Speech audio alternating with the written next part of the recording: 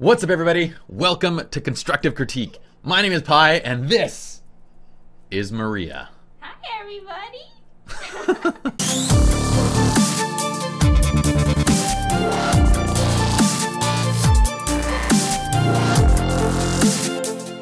What's up, everybody? My name is Pi, and welcome to SLR Lounge, where we are here to help you be a better photographer. It's a journey.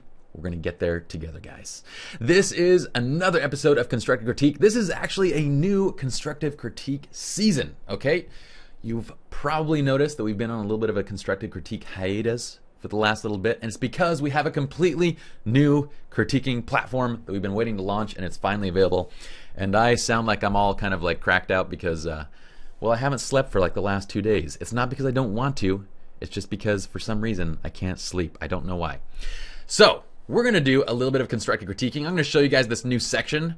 And what we're going to do is just jump over to slrlounge.com, and to get to constructive critique, click on photo critique right here. And when you get there, you get this lovely little splash that shows you our CC burger ingredients, guys. A CC burger has praise and encouragement as a bun, has constructive critique for its meat and lettuce and all the delicious content, and then some more praise and encouragement as another bun on the bottom. The bottom bun. All right, so when you are CCing, be sure to be kind, be courteous, be helpful. Of course, you want to give some meat in there, give some critique on how they can make their photos better, but we're not here to tear each other down. We're not here to verbally bash. Well, I am. That's what I'm going to do right now. I'm just kidding. We are going to begin by first starting off with this little self-portrait. This is by Anthony Sala, or Sale, or I'm sorry, Anthony. I just can't. I don't know. My name is Pi, dude, for crying out loud. Nobody could pronounce that right. So, here is what I have to say, Anthony. I absolutely love this portrait. It's really cool. You mentioned that it's a conceptual portrait. You're studying at the University of Toronto. It's a fantastic image. I think you did a really great job all the way from kind of the overall concept of it over to the execution and so forth. And I believe you mentioned that this is a, yeah, you said this is basically a film capture. So the first half of the image, and then you covered it, and then you covered shot the second half. So really well done. It's a pretty challenging photo to pull off, and you're requesting general critique, which I also wrote something below for you as well. Sometimes I write, sometimes I talk, sometimes I do both. All right, so here's what I have to say about this. I love it. It's fantastic. The only thing here is kind of, and I only mention this because you mentioned it in kind of the concept of the photo, which is that you wanted to show off this kind of duality concept. Now you've pulled it off in as far as the pose, like you're looking to one side versus looking to the camera. You've changed the shirt from one shot to the next. The only thing where I'm not seeing like kind of that duality of personality is in the expression, because the expression is identical on both. Now I could see why you'd want to keep the expression the same on both, because you want the lips to say match up if you want a mirror, and you want the eyes to match up if you want a mirror with kind of the position and everything. So I get a little bit of a mixed sense as far as the overall story or the overall concept of the image. Are we going for kind of duality of personality, or are we going for kind of this mirrored look where we kind of show the direct view versus the profile view and have this kind of nice little nifty self-portrait? It's just something that I would say, like, as far as the concept, could be tied together a little bit better. All right, let's go on to the next image. By the way, you can click anywhere on Constructive Critique. It'll take you to the next image, or you can use the lovely little arrows. And here we have first time photo shoot submitted by Adib Fathil. I don't know. That didn't help me at all. Okay, this again is another great photo, and you said that this is your first time photo shoot. I believe you mentioned it down here.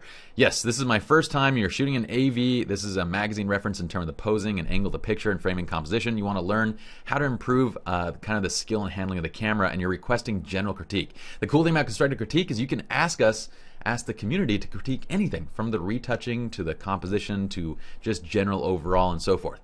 So for this image, I really dig it. I think it's a fantastic photo.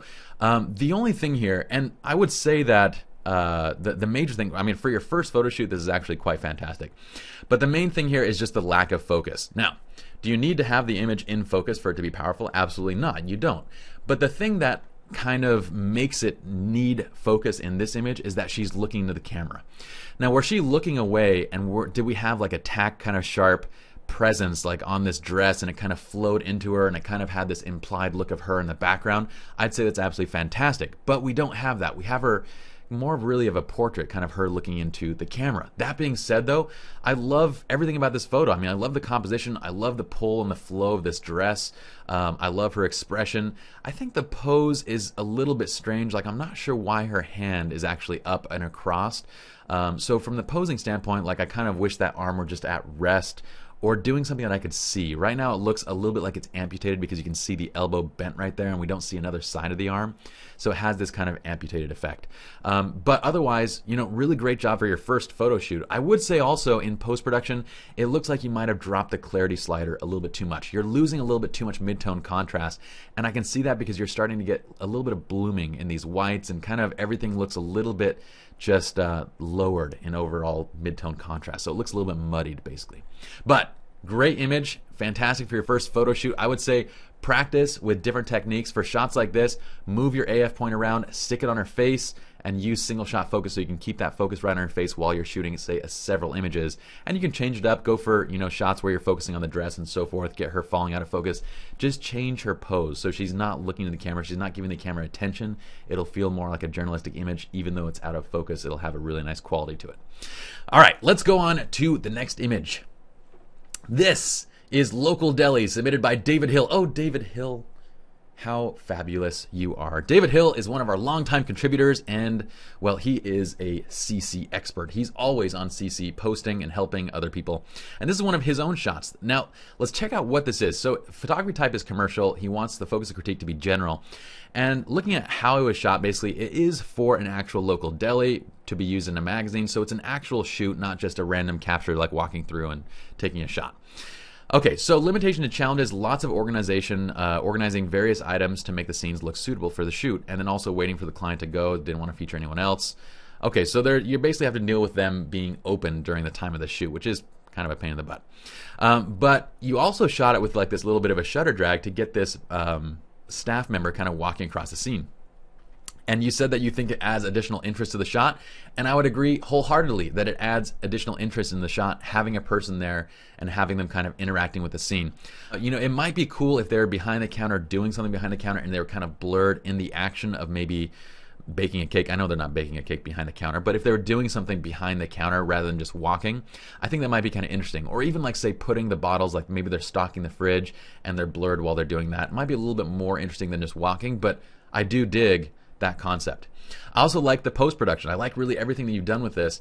I think with an image like this, I might go for a little bit of a cooler tone in the processing of it, just to have a little more neutral whites. I like the warm look too. This is really just a subjective area. The main thing of critique though that I would give on this image is really spending the time to organize everything in the scene in a way that looks like it makes sense and it looks natural, basically. And there's a couple things that kind of are just throwing me off a little bit. And one is this little thing of, I don't know if these are cinnamon buns or what these are. Either way, they look delicious, and I wish I had one in my mouth right now. But that would make it very difficult for me to talk and critique this photo. So maybe it's better that I don't. But we also have like some stuff kind of going on underneath here. The door is open on the left side. The flowers are pushed back. I kind of like these placed somewhere else. Bring the flowers forward. Close the door. Kind of walking through the scene and just paying attention to all these really small things. Things like this table that's not quite enough in the frame to be adding to the scene, yet it's not out of the scene. So it's kind of an in-between. Also correcting out a little bit of the composition as far as, you can just do this in post, but just correcting a little bit to straighten out these lines and your horizon line and everything like that. So just really the line that you're mainly looking for is probably this vertical line right here. Once that straightens out, your perspective lines are going to be correct. All in all, I think it's a fantastic photo though. I think it's great. I think these are areas that, you know, we can all improve. It's just being mindful to extreme amounts of detail during these shoots.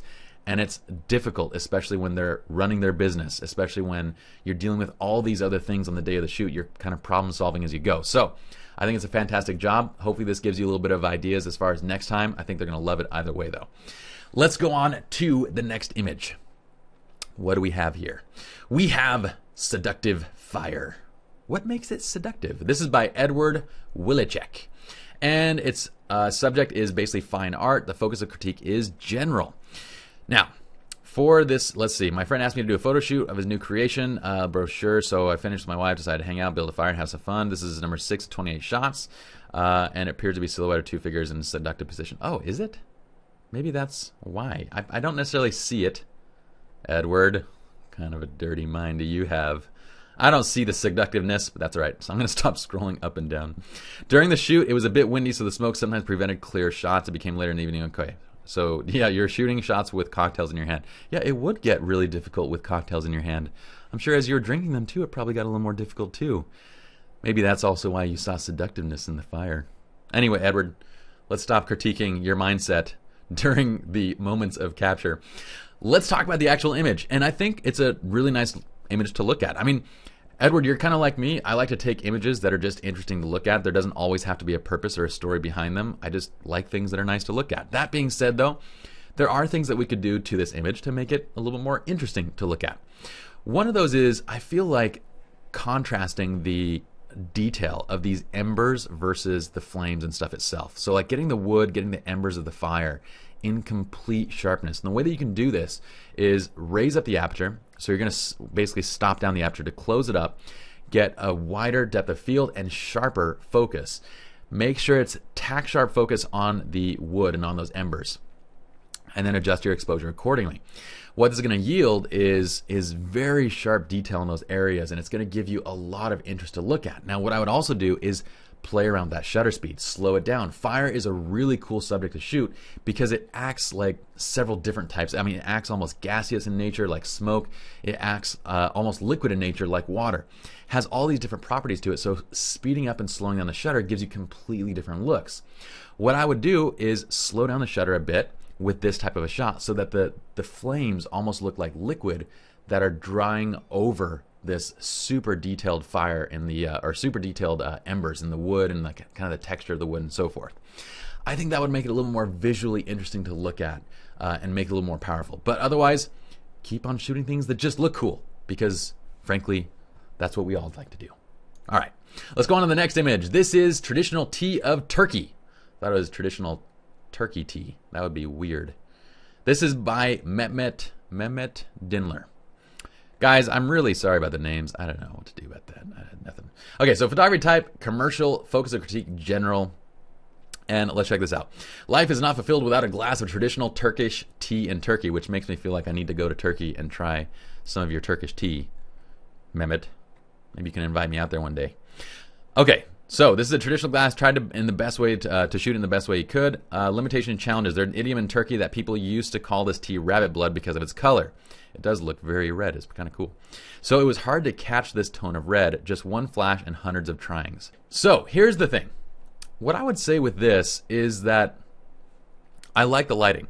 The lighting is fantastic. I think you did a great job with lighting it. I mean, lighting glass and lighting like specular objects requires the use of a lot of modifiers. Basically, going to be using V-flats, black and white type objects to basically minus and add shape to your glass. And it looks like you were doing that. And also placing objects behind and in front to kind of create that shape and color and so forth. So that looks great. I'm not going to critique that side of it too much. What I'm mainly kind of questioning is what's up with the splash. The splash, you know, usually like when you see product photos, like you'll see Aaron Nace has a tutorial where they did with Rob Grimm where you see like these lemons dropping behind this water bottle or this I think it's like a sparkling water of some sort. Anyway, the lemons made sense because the water is lemon flavored, and so that kind of adds to the entire scene and tells the story of the image. In this, though, we don't necessarily know why the tea is kind of doing what it's doing. We don't know why it's splashing. We don't see any other objects. We don't see really anything there aside from just the splash. So the question is, what's going on here that's causing that splash? And it doesn't really fit the story of the image. Usually when people are shooting like still liquids, like teas and coffees and stuff, to get that motion and to get that extra interest, they're adding things like vapor and kind of the steam coming off of the cup and everything like that, which you wouldn't get over a white background, but you would get over a darker background. But that's where they're adding a little bit of that extra special effect and stuff rather than going for like a splash where it doesn't necessarily make sense to what the image is or it doesn't really add sense to the context of the image. The other thing I would say is that there's a little bit of a tilt in the saucer as well, and it's kind of just a little bit skewed. So just kind of when you're doing product photos, it's really just about spending hours and hours and hours making sure every single detail is absolutely flawless. And so I think there's a little bit of work that you can do here just better in that regard. When you're adding in splashes in that mix, well, it becomes even more difficult. And really to get the best results, you want to do multiple splashes, multiple different things when it adds sense and makes sense in the whole context of the story. And then you basically composite in the different splashes that work to kind of create that final image. That's kind of the best way I feel like to work with liquids. So that's it for this episode of Constructive Critique. Hopefully you all enjoyed. Be sure to head on to SLR Lounge, go to Photo Critique, be a part of Critique, guys. We can submit. Let me just show you how this works real quick. When you submit a photo, you have 48 hours to receive critique. That means what we're trying to do is foster a community where everybody gets quick and prompt critique to each of their posts. Now, once a critique is done, then time's up. Once the time is ended, the person that provides the best critique is donned the winner. And for this one, I won. That's why I'm using it as my example. But we want everybody to be very positive, very encouraging, and provide good, valuable feedback. We're eventually going to have prizes and points are going to be distributed and so forth. So being helpful in the community is not only going to make you look awesome and people are going to love you for it, well, we're also going to have other things like prizes to do it as well. So be sure to participate, enjoy constructive critique, submit, critique others. Let us know what you think and how to improve this section of the site. My name is Pi, and I'll see you all in the next video.